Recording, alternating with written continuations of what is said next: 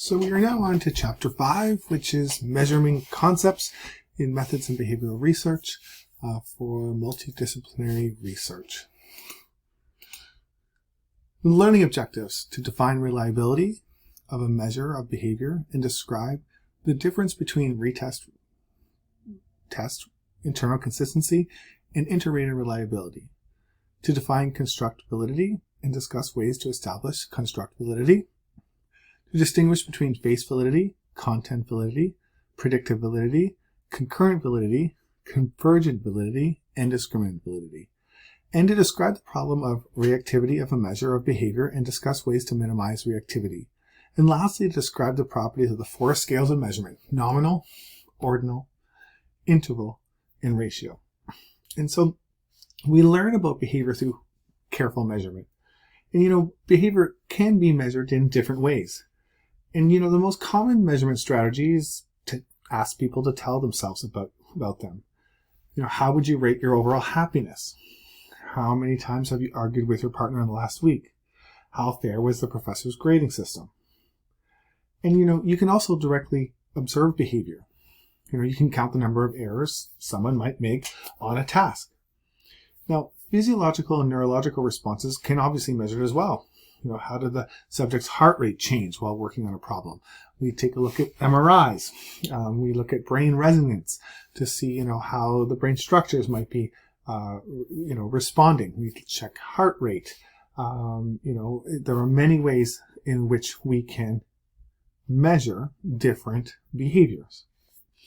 And so before we look at the technical aspects of measurement, we need to consider reliability, validity, and reactivity of measures. And then we also have to consider what the different scales are in which we take a look and measure something. And so reliability really refers to the consistency or the stability of a measure. Okay? And your everyday definition of reliability is quite close to a scientific definition. For example, you might say that a Professor Fuentes is reliable because she begins class exactly at 10 a.m. each day. In contrast, Professor Fine, is indicated in your textbook, might be called unreliable because although she sometimes begins class exactly on the hour, on any given day she may appear any time between 10 a.m. and 10:20. So, similarly, a reliable measure of a psychological variable like intelligence, it could yield the same result each time you administer the intelligence test to the same person. So the test would be unreliable if the measure the same person as average one week, low the next, and bright the next. So put simply, a reliable measure does not fluctuate from one reading to the next. If the measure does fluctuate, there is error in the measurement device. It is to some extent unreliable. And so really, reliability refers to the consistency of or stability of a measure. Okay? So another way to think about reliability of a measure is to think about the concept of true score and measurement error. So a true score is someone's real or true value on a given variable. And the difference between a true score and a measured score is measurement error. An unreliable measure of intelligence contains considerable measurement error. Thus, it cannot reflect an individual's true intelligence. So we look at IQ quite often. It's a test of intelligence.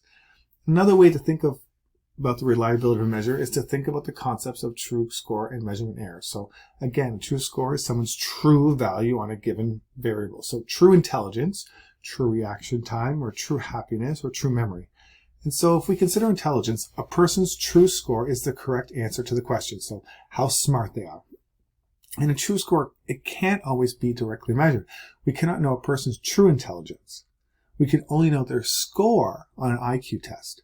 But tests are not perfectly a measurement of intelligence any more than, let's say, a thermostat in your bedroom is a perfect measure of temperature. And so the difference between a true score and a measured score is what we call measurement error. And I want you to think of measurement error as the distance between an unobservable true state, or a true score, and a measured or observed score. So in the connection between true score, measurement error, and reliability, is, that an unreliable measure of intelligence contains considerable what we call measurement error. So it cannot reflect an individual's true intelligence. So in contrast, a reliable measure of intelligence is one that contains little measurement error. And it also then will yield identical or nearly identical intelligence scores each time the exact same individual is measured. And so another way to think about reliability is that reliability is measurement that is free or has little measurement error. And to think about the concept of reliability, I want you to imagine that you know someone whose true score for intelligence is 100. Now, suppose that you then administer an unreliable intelligence test to this person each week for a year. And after the year, you calculate the person's average score on the test on the 52 scores you obtained. And now then, you test another friend who has a true intelligence of 100. But this time you administer a really, really highly reliable test. Again, you calculate the average score. What might your data look like? Okay. And so this is what your data might look like. So in this figure 1 in your textbook, in each case, the average score is 100. However, scores on the unreliable test range from 85 to 115, whereas scores on the reliable test range from 97 to 103. So the measurement error is the unreliable test is revealed in the greater variability shown by the person to whom you administer the unreliable test.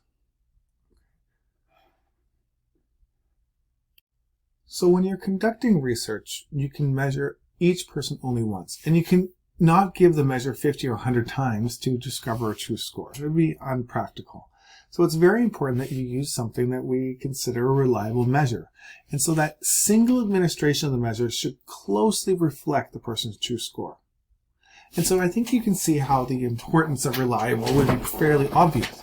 But, an unreliable measure of length would be useless in building a table. An unreliable measure of a variable such as intelligence is equally less useless in studying that variable. And so researchers cannot use unreliable measures to systematically study variables or the relationship among variables. And so really trying to study behavior using unreliable measures is a waste of time because the results would be unstable and not replicable.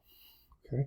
So reliability is most likely to be achieved when the researcher uses careful measurement procedures.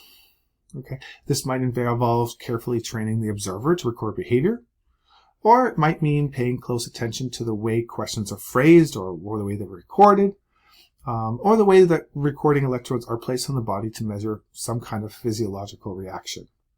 So in many ways, reliability can be increased by making multiple measures, measuring something several times. And that's normally seen when assessing personality traits or cognitive abilities. A personality measure, for example, will typically have 10 or more questions, called items, designed to assess a specific trait. And so the responses of other items are then combined for a total score. And that way, the reliability is actually increased when the number of items also increase, given a certain area that we're looking to test. And so really, how can we assess reliability?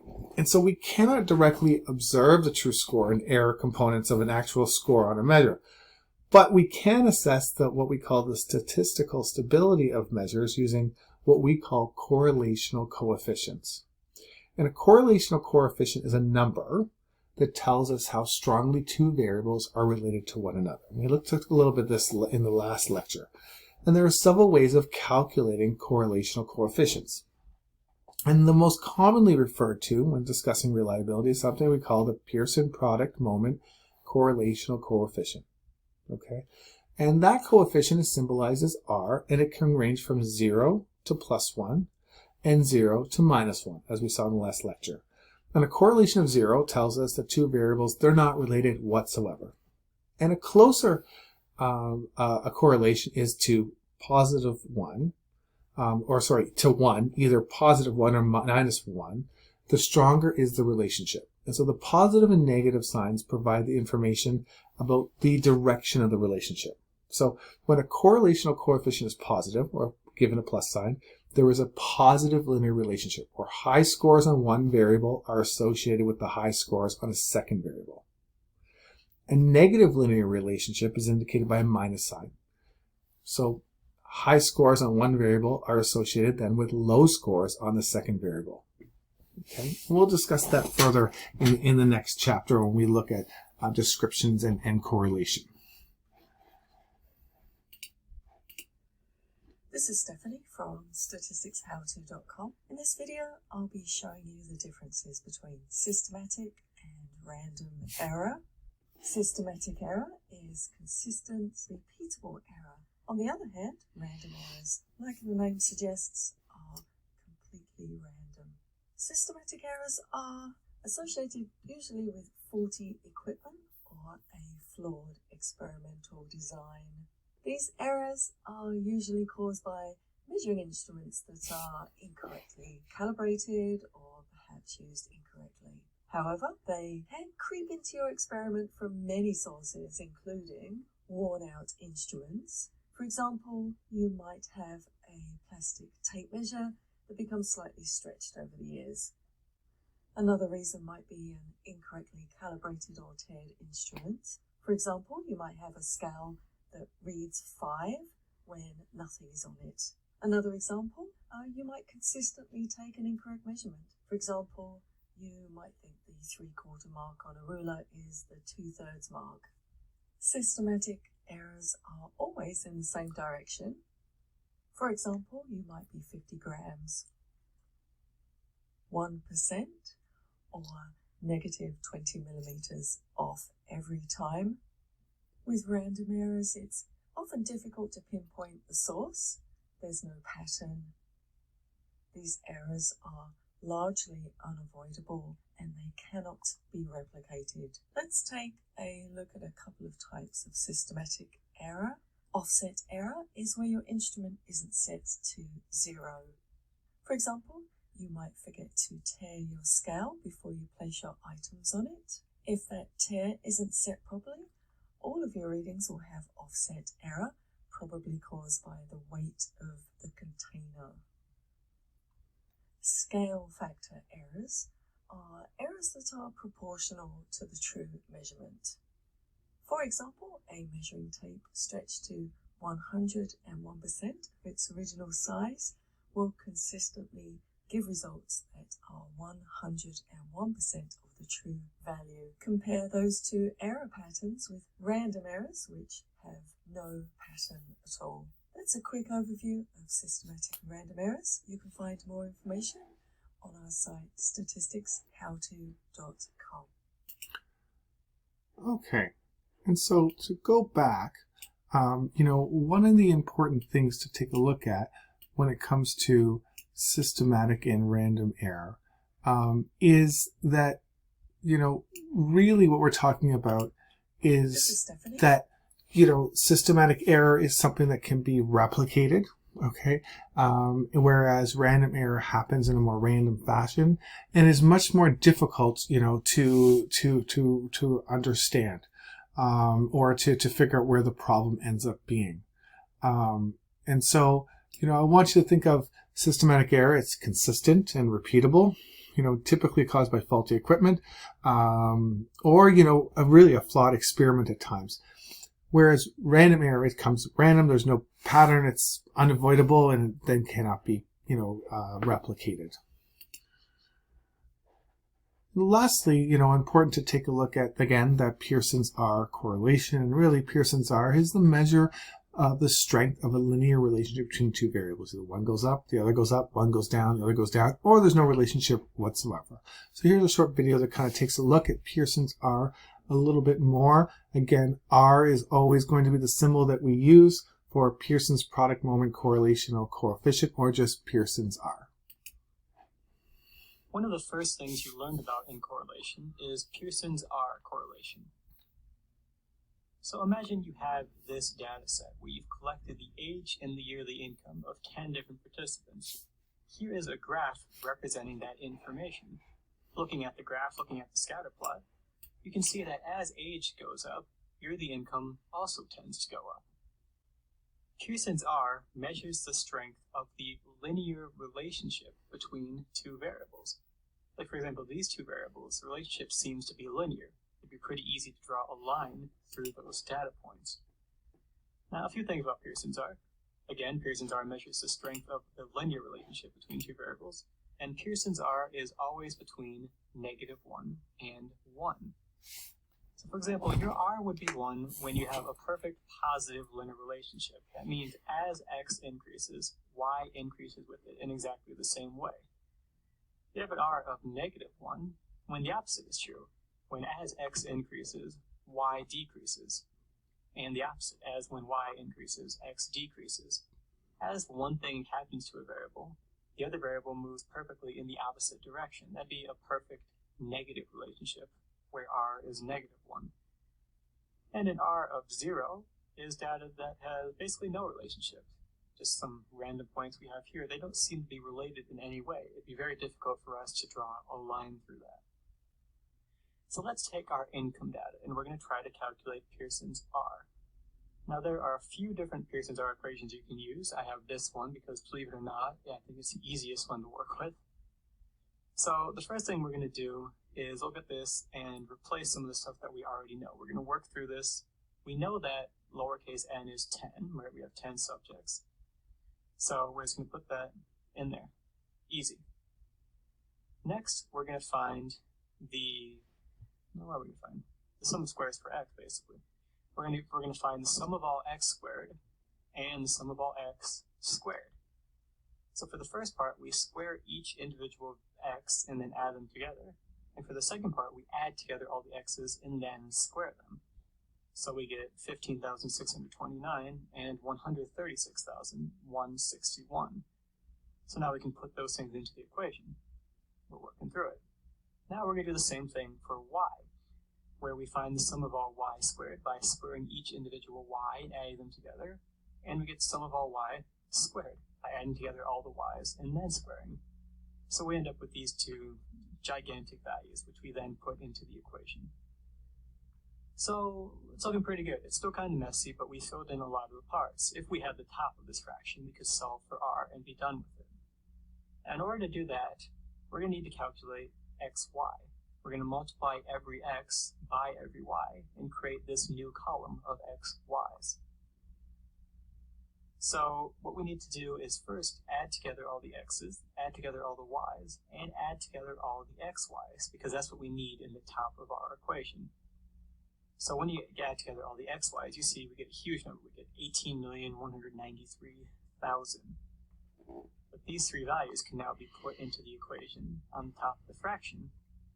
And now that we have that, we can, with the calculator, solve for r. We slowly simplify that, work our way down, and we find an r of about 0.99. Now what does that mean? It's very close to 1, right? It's almost perfect.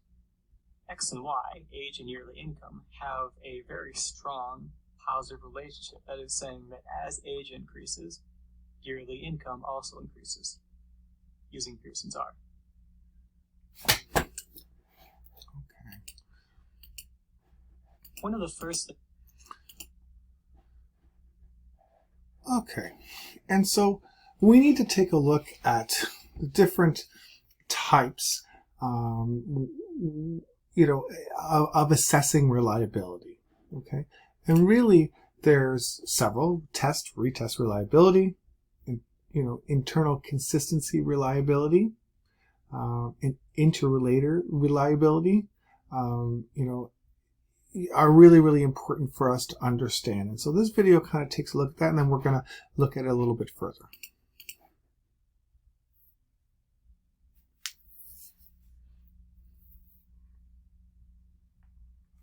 A measurement instrument should be valid, but also reliable. Measurement reliability refers to the instrument's consistency, or stability, or precision.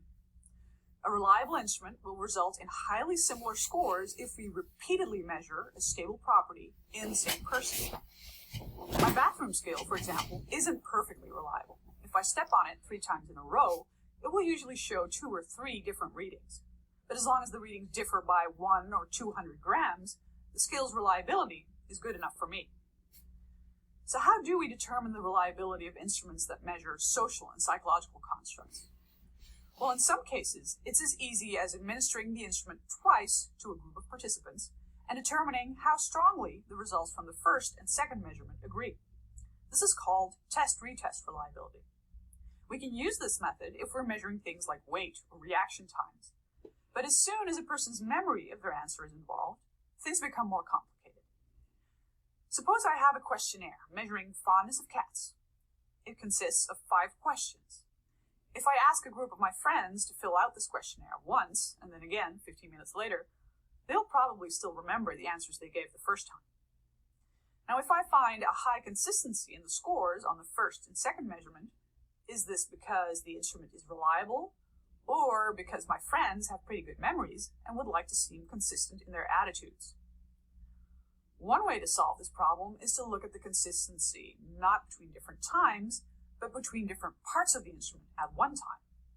This is referred to as internal consistency. We compare responses on the first 3 and last 2 questions. Of course, you can only do this if the instrument consists of several questions that are supposed to be comparable and measure the same construct. If this is the case, then you can determine the split halves reliability by randomly splitting the test in half and assessing the association between the first and second half. There are also statistics that are equivalent to the average of all possible ways to split the test. If measurement consists of observation instead of self-report, you can have the observer rate the same behavior twice and assess the association between the 2 moments. This is referred to as intra-observer consistency or reliability. Of course, the memory of the observer can inflate the association. Since it shouldn't matter who makes the observations, you could also assess the reliability of observation by having 2 different people observe and rate the behavior, and look at the association between the 2 rater scores. We call this inter-observer consistency, or inter-rater reliability. Okay, so we've seen different ways to establish how reliable or precise an instrument is. But what is it that makes an instrument less reliable? If the instrument perfectly reflects someone's true score or true value on the property of interest, then the measurement result, or observed score, should be the same every time. But what if we systematically measure an additional construct? Take my cat fondness scale. What if these questions also tap into the construct general positive attitude? This could result in a systematically higher score for people with a positive attitude. We call this systematic error. This means our instrument is less valid, but not less reliable. As long as the observed score is determined only by the true score on cat fondness and the systematic error caused by the second construct, positive attitude, then we would still get the same observed score every time we measured the same person. Reliability is influenced by random error that's entirely due to chance. If the observed score is in part determined by random fluctuations, then we get different values each time we measure the same person. If the scale is entirely unreliable, if there's no association between observed scores at different measurement moments, then we're basically measuring random error or noise. Put another way, this means that at least some reliability is required before an instrument can be valid. The reverse does not hold. A perfectly reliable instrument can be entirely invalid. This happens when it perfectly measures a different construct than it was supposed to measure. Let's consider the possibilities in more detail. Of course, the worst case scenario is when an instrument has low reliability and low validity, a lot of random and systematic error. Even if the true score contributes a little to the observed score, it will be almost impossible to distinguish this contribution. An instrument can also have low reliability and high validity, a lot of random error but very little systematic error. We're measuring the right property, just very imprecisely. An instrument can also have high reliability and low validity, a small amount of random error but a lot of systematic error. We're measuring the wrong property very precisely. Best case scenario is high reliability and, of course, high validity, a small amount of random error and systematic error. The observed score is mainly determined by the true score. We're measuring the right construct with great precision. Of course, the trick is to separate all these error components from the true score, even if there's a fair amount of systematic and random error. Psychometricians and sociometricians aim to do this by using statistical modeling to partial out the random and systematic error.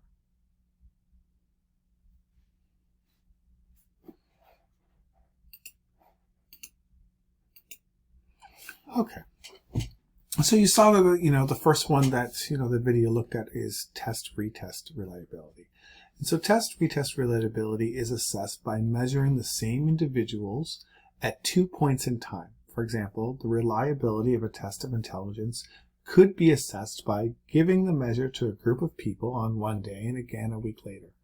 One would then have 2 scores for each person, and a correlation coefficient could be calculated to determine the relationship between the first score and the retest score.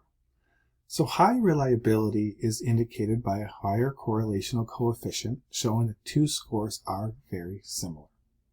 And given that test-retest reliability requires administering the same test twice, the correlation might be artificially high because the individuals remember how they responded at the same time. So giving someone the exact same test, there might be some knowledge there of what the questions were and what the potential answers were. So really, alternative forms of reliability is sometimes used to avoid this problem. It requires administering 2 different forms of the same test to the same individuals at 2 different points in time. And again, this avoids problems with participants remembering and repeating earlier responses. So internal consistency reliability is the assessment of reliability using responses at only 1 point in time. And because all items measure the same variable, they should yield similar or consistent results. And one indicator of internal consistency is the split half reliability. And this is the correlation of the total score on one half of the test with the total score on the other half. So think of splitting the test in half, doing the calculation on the first and looking at how many right answers are there and how many right answers are in the second. And because it's the same construct, the exact same thing being measured, we can split it in half and look at the difference between the two. Okay. The 2 halves are created by randomly dividing the items into 2 parts. Okay. And so perhaps the most, the common used indicator of reliability based on internal consistency is what we call Cronbach's alpha. Okay. In Cronbach's alpha, it provides us with the average of all possible split half reliability coefficients. Okay. And so really it's the average of all the possible split half reliability coefficients, all the different potentials to split the test in half, correlated or looked at against each other. Okay. It is also possible to examine the correlation of each item score with the total score based on all items. And so such item total correlations are very important because they provide information about each individual item. So again, Cronbach's alpha provides us with the average of all possible split half reliability coefficients. And to actually perform the calculation, scores on each item are correlated with scores on every other item. And so a large number of correlation coefficients are then produced. And you would only want to do this with we do this with SPSS or with a computer. And the value of Cronbach's alpha is based on the average of all the inter-item correlational coefficients and the number of items in the measure. And again, you should know that the more items will be associated with a higher reliability. Okay. When we look at item total correlations, they're informative because really what they provide is information about each individual items. So items that do not correlate with the total score in the measure are actually measuring something potentially different. And then they can be eliminated to increase the internal consistency of or reliability of the test. And we typically do that when we create a new measure or a new test. We take a look at what is that item total correlations. How is one individual item? How does that look in comparison to the entire test? And if it's not highly correlated, we can remove that. And I typically do this on my tests or exams. If I take a look at the items and I look at, how is that correlated to the rest of the test? And I do take a look at that when it comes to if I get a whole whack of students that do not perform well on one question, I tend to throw out that question by using statistics because it tells me that that item was not very well done. It might be a measurement error, maybe it was poorly worded, etc. But it might also just have a low correlation with the subject matter that is being tested. Okay, so when we look at interrelator reliability, and so in some research, raters, what they do is they observe behavior and they make ratings or judgments. We tend to see this, when you see someone on the side of the road and they are looking at cars that go by and they might be tallying different things. That is a way of interrelator reliability. So to do this, raters use instructions for making judgments about the behaviors. For example, by rating whether a child's behavior on a playground is aggressive and how aggressive that behavior is. But again, unless they're given really good instructions about what to consider aggression or not, you need to make sure that is consistent. Okay, so you could have one rater make judgments about aggression, but the single observations of one rater might be unreliable. So that is, one rater score may contain a lot of what we call measurement error again. So the solution to this problem is to use at least two raters who observe the same behavior. So inter-rater reliability is the extent to which raters agree in their observations. So if two raters are judging whether behaviors are aggressive, high inter-rater reliability is obtained when most of the observations result in both of those raters rating the exact same thing, rating the aggression. So a common used indicator of inter-reliability is what we call Cohen's kappa.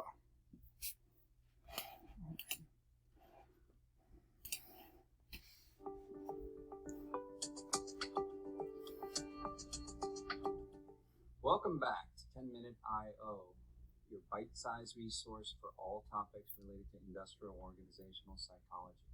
My name is Steve and I'm an I.O. psychologist. Today we'll be talking about test reliability. So what is test reliability? When it comes to gauging tests and assessments, there are two important concepts to remember. One is reliability and the other is validity. They're not the same.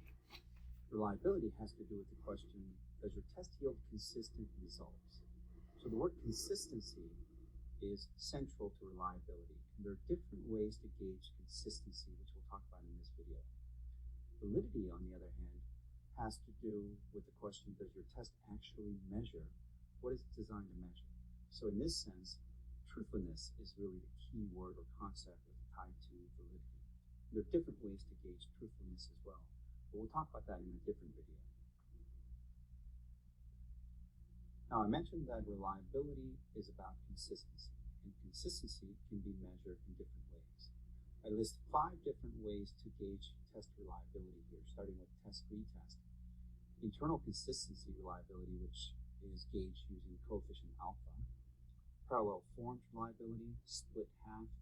And the last one is a special case where you have multiple raters, and this is called inter-rater reliability. The first type of reliability is called test-retest reliability, and this one is used to gauge consistency of scores over time for the same person or group of individuals. The logic behind this type of reliability is that a reliable test should yield similar scores over time. Let's say you took an IQ test and got a 134 at 120. And then 6 months later, you took the same test again, got a 97. Would you think this test was reliable? I think not. Second type of reliability is called internal consistency reliability, and this is the one that tends to throw people off. Instead of looking at test scores over time or consistency over 2 time periods, we're looking at now consistency across the items contained in the same assessment. So here we're trying to see if the responses to a set of similar items are uniform or consistent. The key logic here is that a reliable test should contain only those questions that measure the same concept. Let me show you what I mean by that. We have 2 assessments measuring the same thing, sociability. The first assessment has 4 items: love going to parties, enjoy meeting new people, comfortable around strangers, and sociable person. You can tell that these 4 questions or 4 items are consistently, uniformly measuring this idea of sociability. So without even looking at the responses, you can tell that this particular assessment will have high reliability, high consistency. Take a look at the second one. You can see that the first, second, and the fourth items are the same, but the third item says, I enjoy learning about psychology. Now imagine a person who is high on sociability. That person may or may not enjoy learning about psychology, so that third item will tend to decrease the reliability for the second assessment. The third type of reliability is called parallel forms. Here we're trying to gauge the equivalence or similarity of two or more different versions of the same assessment that measure the same concept. So we're talking about the same assessment, just having different versions. The key logic here being different versions of the same test should yield highly similar scores for a given individual. So let's take SAT reading comprehension as an example. Educational Testing Service will have multiple versions of the same test. So we have an example of 3 different forms here, Form A, B, and C. If Joe were to take these 3 assessments all in one day, he should have, assuming that the test is reliable, should obtain scores that are very similar. So the correlation of the scores across these forms should be very high. In fact, above 0.75 or so, if in fact these forms are measuring the same idea. Now we come to split half reliability. This is a lot like parallel forms, except this is a lazy man's version. So instead of creating new forms to gauge reliability, we're taking a single test and splitting it into two parts and comparing an individual's scores on both halves. Logic here is that if a test is split into 2, let's say odd versus even questions, then the 2 halves should yield similar scores for a given individual or group of individuals. Going back to the SAT reading comprehension as an example, let's say this particular test, Form A, has 100 items, 100 questions. We take the 50 odd number items, we take the 50 even number items, and we administer that to a group of people. We would expect that if a person does really well on the 50 odd number items, he or she should also do very well on the 50 even number items, and vice versa. So in this sense, we would expect the correlation represented by R here to be very high, assuming that the test is reliable. The last type of reliability is a special case of reliability involving multiple raters or judges. This is used to gauge the consistency of ratings across multiple raters or observers. This is often used in figure skating competitions or gymnastic competitions. The logic here is that in order for a scoring method to be reliable, independent ratings made by multiple judges should be highly similar. So take a look at this first example. Let's say this is at a figure skating competition. You have 4 judges who gave 9, 8, 9, and 10. Assuming that this scale goes from 1 to 10, this particular performer did an outstanding job. And what we're looking for is not necessarily high or low scores here, but the consistency across the judges. So here we can see that 9, 8, 9, and 10 is fairly consistent. So we would expect a high inter-rater reliability here. In the second example, we can see that the 4 judges gave 9, 3, 1, and 10. This is highly inconsistent across the judges. They're not on the same page regarding what to look for, what element they should score high, what element they should score low. So they're all over the place. And this is an example of where we would expect to find a low inter-rater reliability. Let's run through a quick overview of how we can gauge reliability. You can see here that less than 0.4 will be considered poor reliability, between 0.4 and 0.7 will be moderate, and anything greater than 0.7 will be considered good. But also it's important to keep in mind that these are rough guidelines. So depending on the type of reliability and the context, what is acceptable can vary.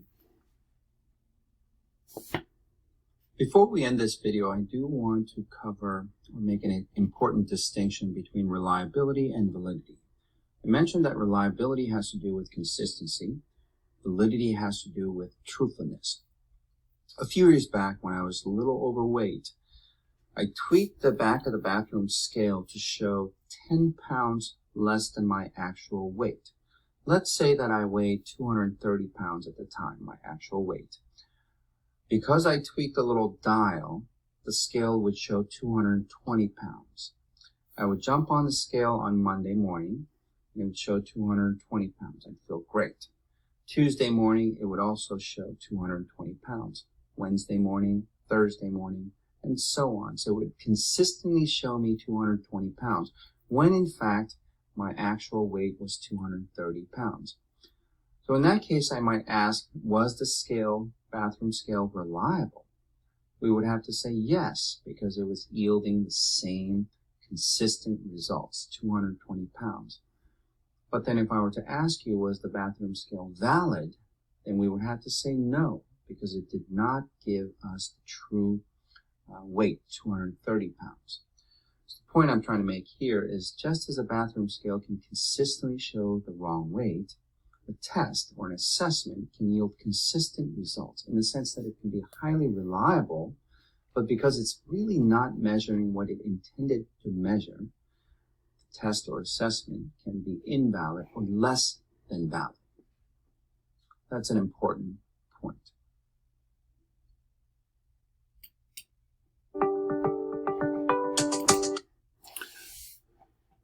Okay, so then as a good review, test, retest reliability. The measure is taken 2 times. The correlation of the 2 scores represent test, retest reliability.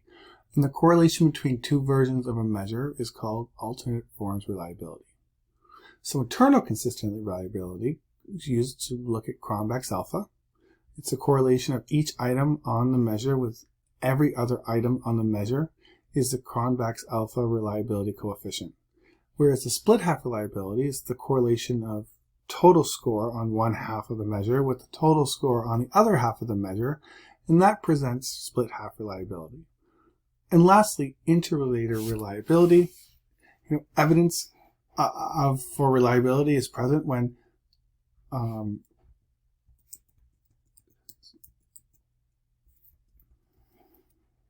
evidence for reliability is present when multiple raters agree in their observations.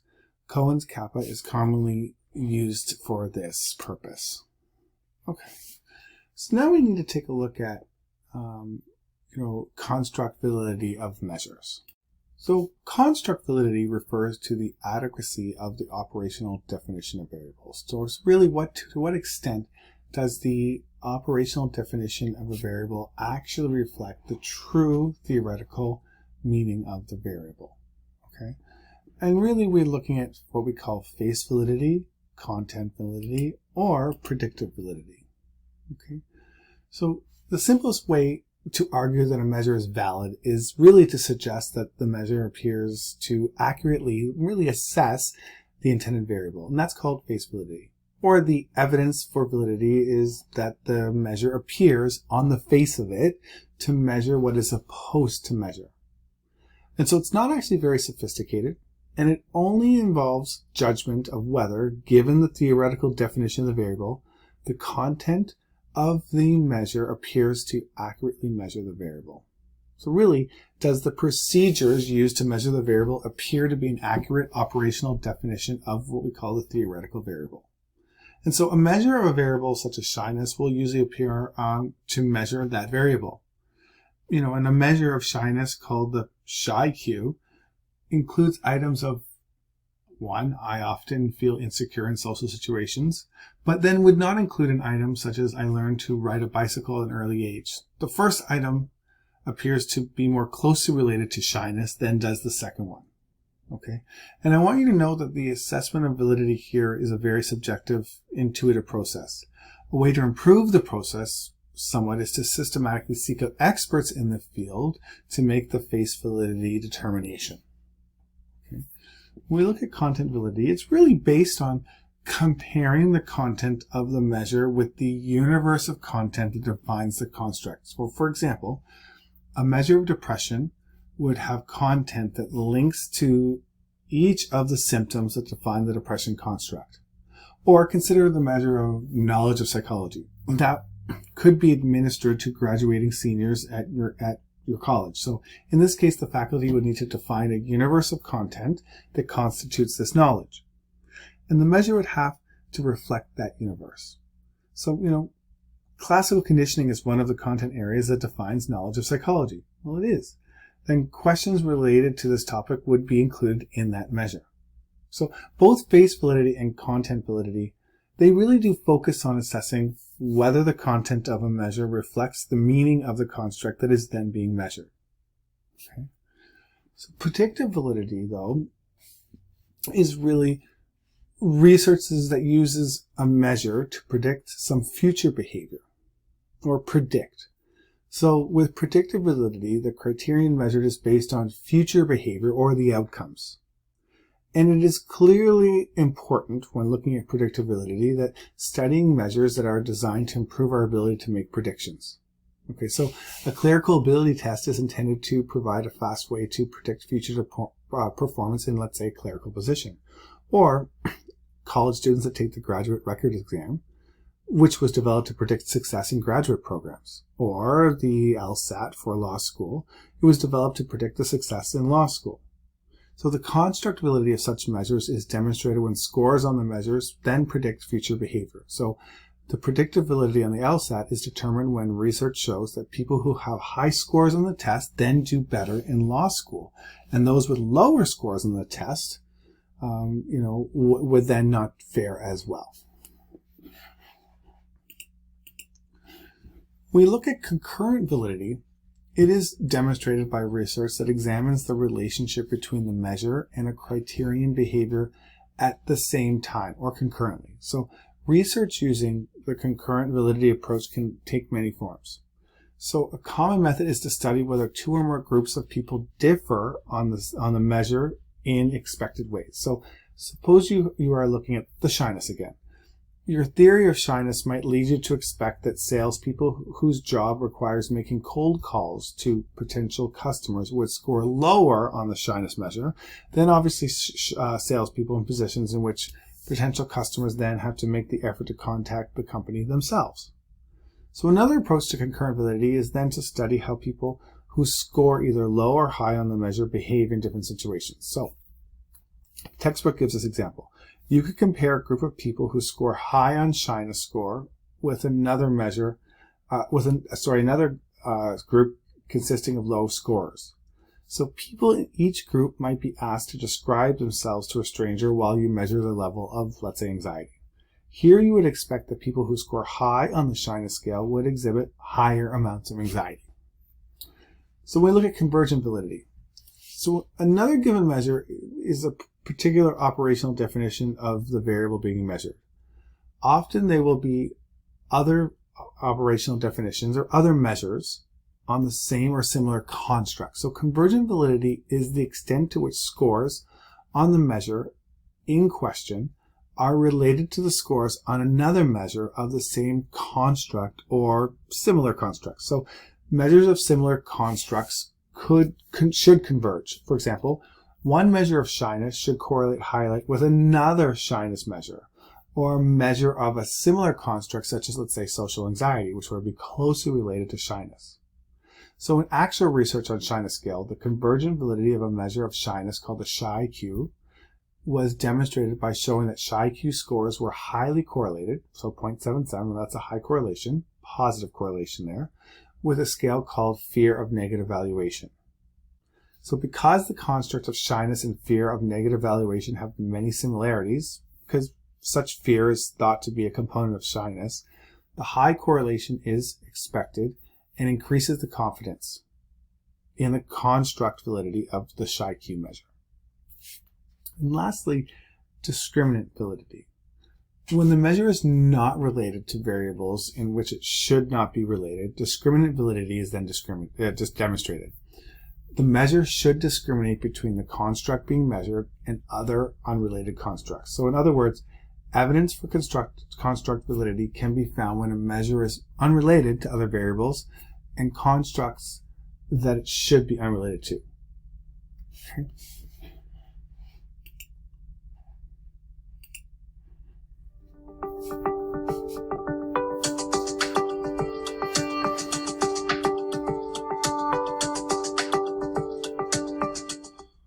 Welcome back to 10-Minute I.O., where you'll find bite-sized information on all topics related to industrial organizational psychology. My name is Steve, and I'm an I.O. psychologist. Today we'll be talking about test validity. Before we get started, though, last recording somebody mentioned that it sounded a little monotone, a little flat. So I just want to explain why that is. Two reasons. One, it's because I usually record these around 1 o'clock, 2 o'clock in the morning, so I'm pretty tired. The other reason is, as you know, talking to a computer is pretty difficult. So she recommended I talk into or have a picture in front of me so I can pretend I'm talking to that person. Anyway, I found a picture of my grandmother, so her picture is right in front of me. Even though she didn't speak English at the time she was alive, we'll see how it goes. Let's get started. If you watched the last video, we talked about, I made a distinction between reliability and validity and mentioned that those two are not the same concepts. Reliability has to do with consistency, whether that's consistency of score over time or consistency among the items that are designed to capture that same concept. Validity, on the other hand, has to do with truthfulness, or the question, does your test actually measure what it's designed to measure? So if you're trying to measure sociability, are you actually capturing accurately that concept of sociability? And there are several ways to do this, and we'll talk about each one of those here. So what are the different ways to gauge validity? Here I showed 3 different approaches to gauging validity: content, construct, and criterion related. I'll talk about each of these in detail in the subsequent slides, but for now, content has to do with whether or not your test items are adequately covering the test domain, the space.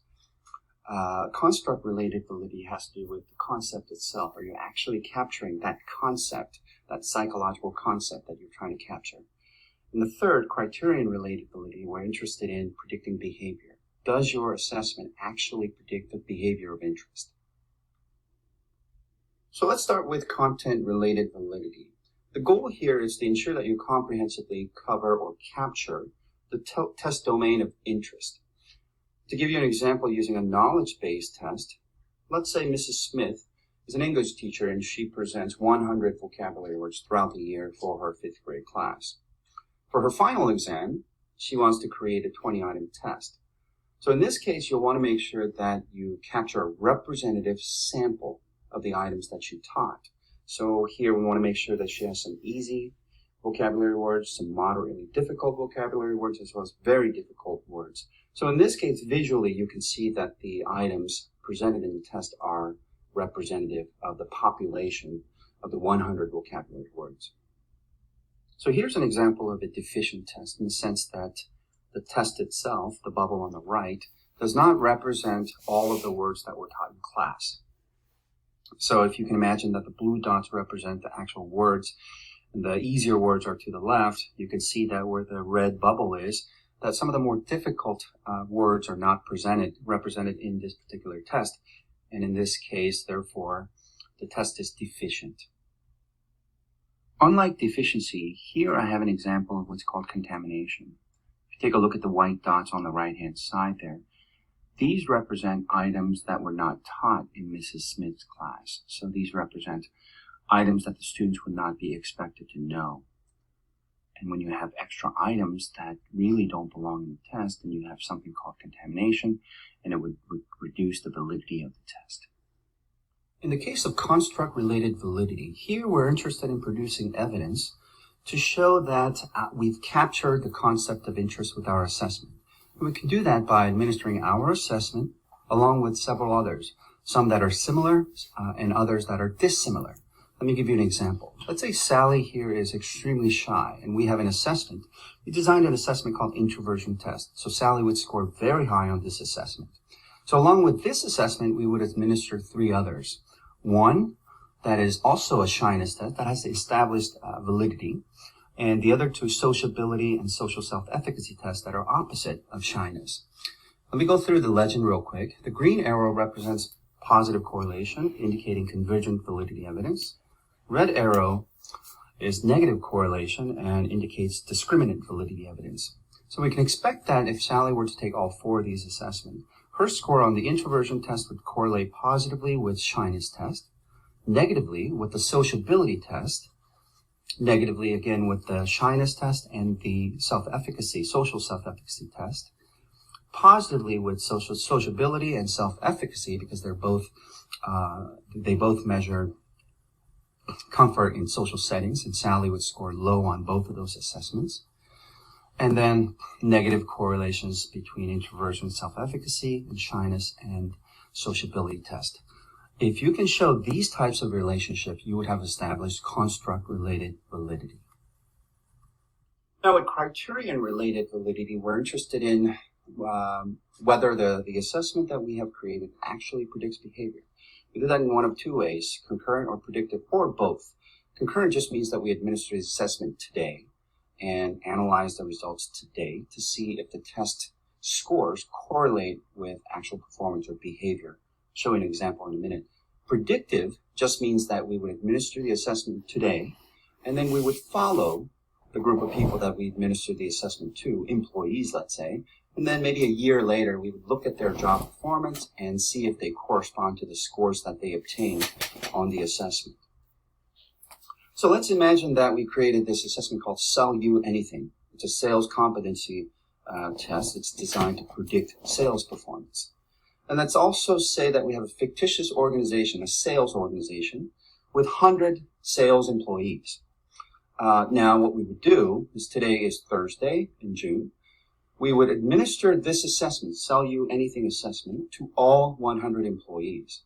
And of course, we would expect that if the test is good at distinguishing or differentiating different people in terms of their job performance, we would expect that superstar employees would score very high on this Sell You Anything assessment, whereas the average or poor sales employees would score lower. In a sense, indirectly, showing that this assessment actually can distinguish high performers from average and poor performers. That, in a nutshell, is concurrent related validity. Now, with predictive validity, we are still interested in predicting behavior, but unlike concurrent validity, which is interested in correlating the test score with job performance today, we are interested in administering the assessment today and seeing what happens down the road, whether the assessment scores correspond to actual behavior in the form of job performance down the road, whether that's 6 months or 12 months later. Going back to the same example with the Sell You Anything assessment, what we would do is for incoming candidates for a position in the sales organization, we would administer the assessment to all the candidates. And with those candidates, we would have scores hopefully distributed, across a wide range. Assuming that, let's assume all those candidates were hired. A year later, we would look at their performance evaluation to see if the test scores correspond to their performance evaluations sometime down the road, 6 months or a year later. Now, wait, Grandma has a question here. She says, well, so are you using the test scores, the Sell You Anything test scores, to make hiring determinations? And that's a great question. The answer is no, because the Sell You Anything assessment has not yet been validated. We cannot use that to make hiring decisions. The company would simply hire as they have been using their methods. And then once the assessment has been validated a year later, meaning that the candidates who scored high on this Sell You Anything actually did perform higher a year later, then we would be able to use the assessment because we would have established predictive validity at that point. So far we talked about 3 types of validity: content, construct, and criterion-related validity. So what are the rules of thumb for gauging validity? Starting with content, there's really no correlation coefficient associated with it, because as long as you use subject matter experts and ensure that you cover comprehensively the test domain, then you're okay. With construct-related and criterion-related validity, we do have correlation coefficients that we do need to examine. Now, I'm not going to go through each one of those as they're self-explanatory. I just want to mention that there are really no fixed guidelines, so some of you out there might disagree with these numbers, but these are approximations based on my understanding of the literature and my personal experience in designing assessments. So keep in mind that these are approximations. So that's about it. Okay, so just as a review, face validity, a good example. If the new measure of depression includes items like I feel sad or I feel down or I cry a lot, this would be evidence that the measure has face validity. Okay. Content validity. Depression is defined by a mood or by cognitive and physiological symptoms. If the new measure of depression has content validity, it will include items from each of these domains. In predictive validity, it's if the measure of depression predicts future diagnosis of depression. This is evidence that the measure has predictive validity. In concurrent validity, when it comes to depression, if two groups of participants were given the measures and they differ in predictable ways. So, example, if those in therapy for depression scored higher than those in therapy for an anxiety disorder, this would be evidence for concurrent validity. Okay. When we look at convergent validity, if scores from the new measure collected at the same time as other measures of depression, so let's say we use the Beck Depression Inventory, the Duke Anxiety Depression Scale, were related to scores from those other measures, then it would be said to have evidence for convergent validity. Lastly, discriminant validity. If the new measure collected at the same time as other measures of anxiety, for example, state or trait anxiety, was unrelated to those measures, then it could be said to have evidence for discriminant validity because it would indicate that what was being measured was not anxiety. Okay. So when we look at reactivity of measures, really a potential problem in measuring behavior is reactivity. So a measure is said to be reactive if awareness of being measured changes an individual's behavior. Okay. So really, measurements of behavior vary in terms of their potential reactivity.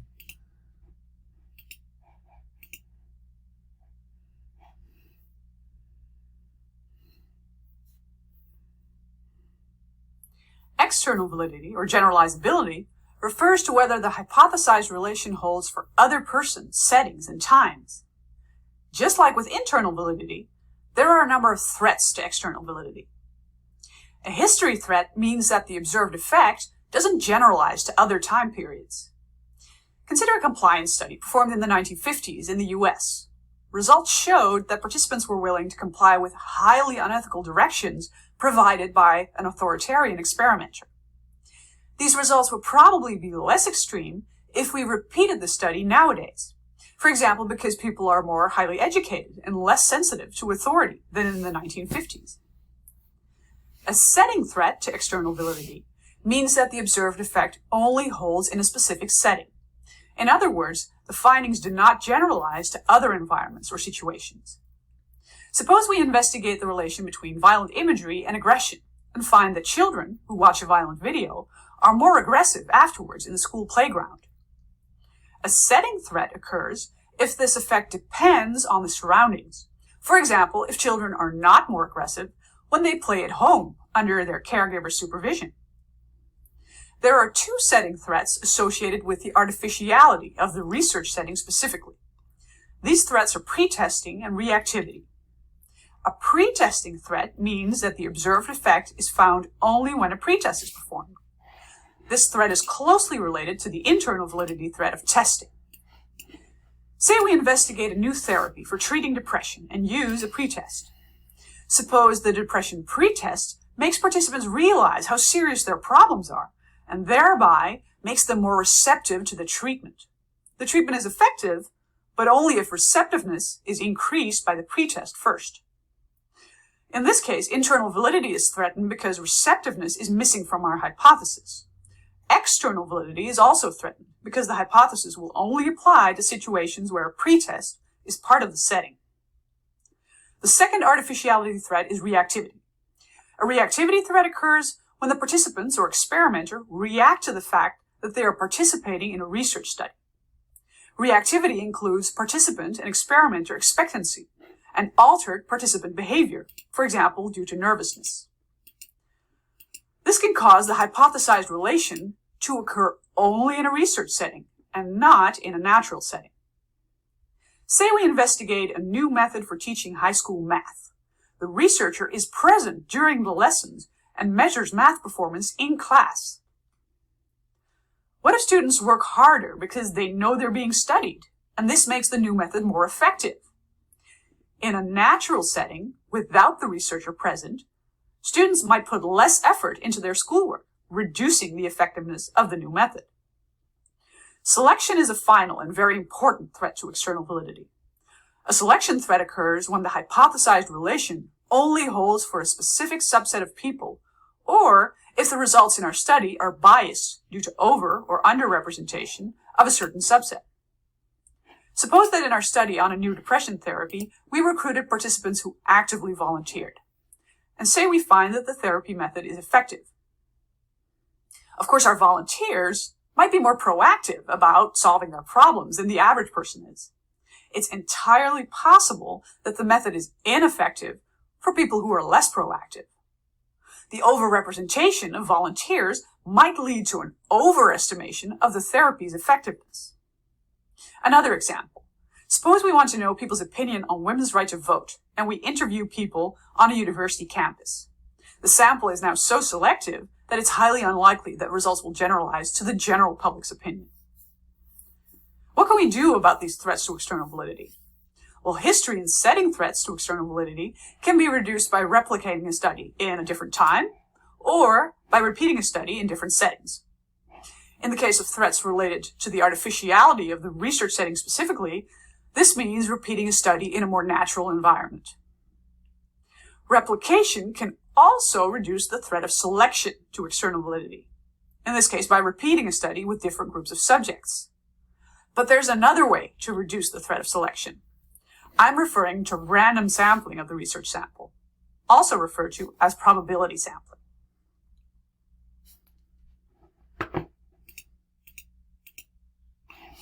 Okay, so lastly, we have to take a look at variables and measurement scales. So every variable that is studied must be operationally defined. And the operational definition is the specific method used to manipulate or measure the variable. And there must be at least two values or levels of the variable. The value may be quantitatively different, or they may reflect categorical differences. But in actuality, the word is a bit more complex. The levels can be conceptualized as a scale that uses one of four kinds of measurement scales: nominal, ordinal, interval, and ratio. Okay. Nominal scales have no numerical or quantitative properties. Instead, they're categories or groups that simply differ from one another. Sometimes nominal variables are also called categorical variables. So an obvious example is the variable of handedness. A person is classified as either left-handed or right-handed or ambidextrous. So being right-handed does not imply a greater amount of handedness than being left-handed. So there's no difference between the categories and how better they are able to use that. Just that they're in a category of either right, left, or ambidextrous. The three levels are just different. This is called a nominal scale because we simply assign names to different categories. So another example in the classification of undergraduates according to a major. A psychology major would not be entitled to a higher number than a history major, for instance. If you were to assign numbers to the different categories, the numbers would be meaningless except for the identification. Okay. In ordinal scales, they allow us to rank the levels of the variable being studied. So instead of having categories that are simply different, as in a nominal scale, the categories can be ordered from first to last. So letter grades are a good example of an ordinal scale. Another example of an ordinal scale is provided by the moving rating system used on a movie review website, where movies are given 1 of 4 stars based on these descriptions. We can rate them and know that a 1 star is not as good as a movie as a 5 star or 4 star. So the rating system is not a nominal scale because the number of stars is meaningless in terms of a continuum of quality. But the stars allow us to rank rank or order the movies. So a 4-star movie is better than a 3-star movie, and a 3-star movie is better than a 2-star movie, and so on. But although we have this quantitative information about the movies, we cannot say the difference between a 1-star and a 2-star. There's no level of difference between the two. We just know that one is better than another. So one problem with ordinal scales is that while they provide rank-ordered categories, right, we allow us to rank something, they don't provide any information about the distance between the categories. So all 4-star movies are equally good. All 1-star movies are equally bad. But in an interval scale, the difference between the numbers on the scale is then meaningful. So specifically the intervals, the space between the numbers, are equal in size. So the difference between 1 and 2 on the scale, for example, is the same as the difference between 2 and 3. So interval scales generally have 5 or more quantitative levels. It's usually a 5-point or a 10-point. 5-point, what we call a Likert scale. Okay. And lastly, ratio scales. What that is they do have an absolute 0 point that indicates the absence of the variable being measured. So examples include many physical measures, such as length, so we can have 0 length, weight, 0 weight, or time, no time. So with a ratio scale, it's possible to make true claims, such as a person who weighs 220 pounds weighs twice as much as a person who weighs 110 pounds. Or participants in the experimental group respond twice as fast as participants in the control group. So ratio scales are used in behavioral sciences when variables that involve physical measures are then being studied. So the conclusions drawn about the meaning of a particular score on a variable depend on the type of scale used. So interval and ratio scales provide quantitative information about variables. Nominal scales do not. And the scales used in a study determine the types of statistics that are appropriate for analyzing its results. Okay, so for example, we all are actually very In this video, we'll take a look at what are known as the scales of measurement. Okay, first of all, measurement can be defined as the process of applying numbers to objects according to a set of rules. Now, at first, this definition may look a bit daunting, but let's go ahead and break it down, and I think you'll see that it's really not that bad.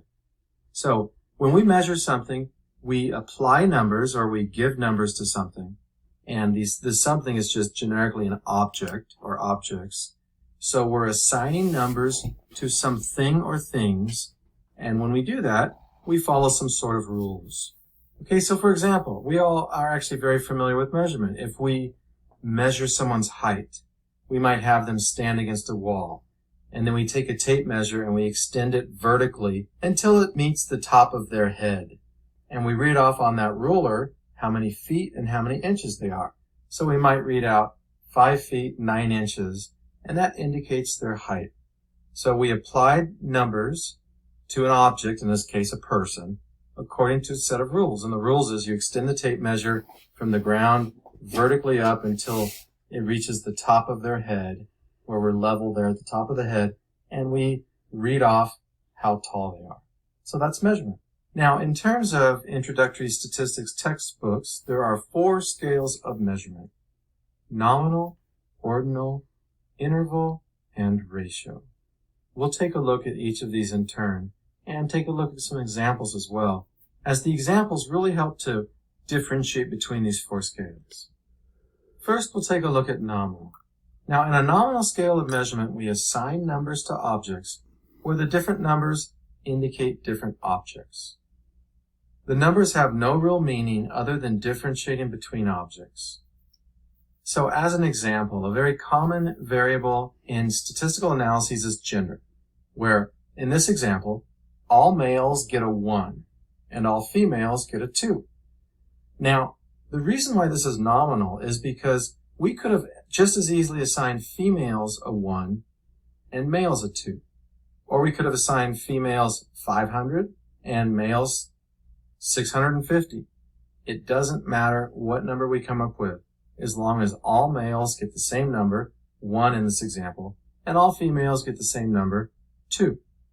It doesn't mean that because females have a higher number that they're better than males, or males are worse than females, or vice versa, or anything like that. All it does is it differentiates between our two groups. And that's a classic nominal example. Another one is baseball uniform numbers. Now, the number that a player has on their uniform in baseball, it provides no insight into the player's position or anything like that. It just simply differentiates between players. So if someone has the number 23 on their back and someone has the number 25, it doesn't mean that the person who has 25 is better, has a higher average, hits more home runs, or anything like that. It just means they're not the same player as number 23. So in this example, it's nominal once again because the number just simply differentiates between objects. Now, just as a side note, in all sports, it's not the same. Like in football, for example, different sequences of numbers typically go towards different positions. Like linebackers will have numbers that are different than quarterbacks and so forth. But that's not the case in baseball. So in baseball, whatever the number is, it provides typically no insight into what position they play. Okay, next we have ordinal. And for ordinal, we assign numbers to objects just like nominal. But here the numbers also have meaningful order. So for example, the place someone finishes in a race, first, second, third, and so on. If we know the place that they finished, we know how they did relative to others. So for example, the first place person did better than second did better than third, and so on, of course, right? That's obvious. But that number that they're assigned, 1, 2, or 3, indicates how they finished in a race. So it indicates order. And the same thing with the place finished in an election, first, second, third, fourth. We know exactly how they did in relation to the others. The person who finished in third place did better than someone who finished in fifth, let's say, if there are that many people. First did better than third, and so on. So the number for ordinal, once again, indicates placement or order. So we can rank people with ordinal data. Okay, next we have interval. In interval, numbers have order, just like ordinal. So you can see here how these scales of measurement build on one another. But in addition to ordinal, interval also has equal intervals between adjacent categories. And I'll show you what I mean here with an example. So if we take temperature in degrees Fahrenheit, the difference between 78 degrees and 79 degrees, or that 1 degree difference, is the same as the difference between 45 degrees and 46 degrees. 1 degree difference once again. So anywhere along that scale, up and down the Fahrenheit scale, that 1 degree difference means the same thing all up and down that scale. Okay, so if we take 8 degrees versus 9 degrees, the difference there is 1 degree once again. That's a classic interval scale right there, where those differences are meaningful. And we'll contrast this with ordinal in just a few moments. But finally, before we do, let's take a look at ratio.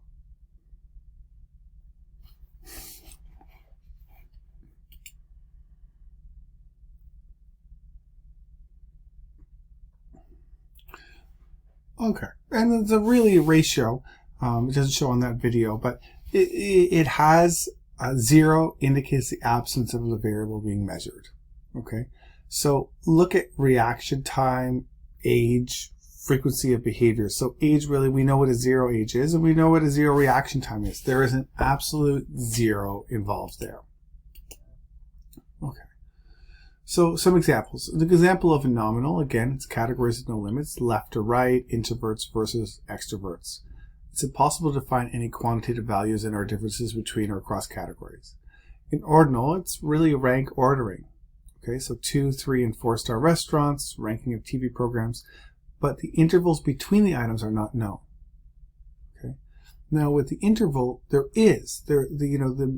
numeric properties are literal, and it assumes that there's an equal interval between the values.